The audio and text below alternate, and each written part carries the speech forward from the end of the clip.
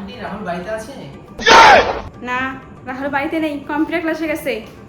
আমি আসি তো, আমি যাই ওর সাথে খেলতে। জানো আর ছেলে একটা, ওকে এই সময় ঘর থেকে বেরোতে হইলো। বাবা বাড়িতেই আছে, নিয়ে যা খেলতে, নিয়ে যা তোর বন্ধুকে নিয়ে যা। নিয়ে তো যাচ্ছি, পরে আসবো। নিজের ঘরের ছেলেটাই ভালো না, অন্যকে বলে আর কি হবে। বাবু এনে তোদের দুটো বিস্কুট কিনে আনলাম, ধর ধর ধর। এটা ওইখানে আছে। এ বাড়িতে কেন যায় না, সবসময় আমার ছেলেটার পিছনেই পড়ে থাকে।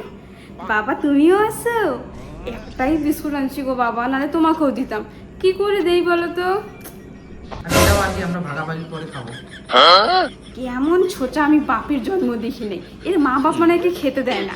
আর বাবা অর্ধেক অর্ধেক করে খাবা না, তাহলে গেল গেল, অর্ধেক অর্ধেক করে গেল। আমার ছেলেটাই পাচ্ছি, আমার ছেলেটাই পাচ্ছি, এর পেছনে যে কি পেয়েছে একে ছাড়া থাকতেই পারে না।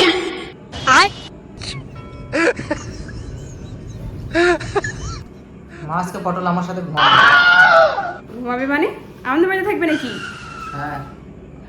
ওকে ডাকবি না, ওর মতন শয়তান ছেলে আমি দেখি নাই। ও যাতে এই বাড়িতে না ঢুকে, এই বাড়িতে ঢুকলে তোকে শাস্তি বের করে দেবো। শয়তান একটা ছেলে, দুদিন পর বাড়িতে চলে আসে।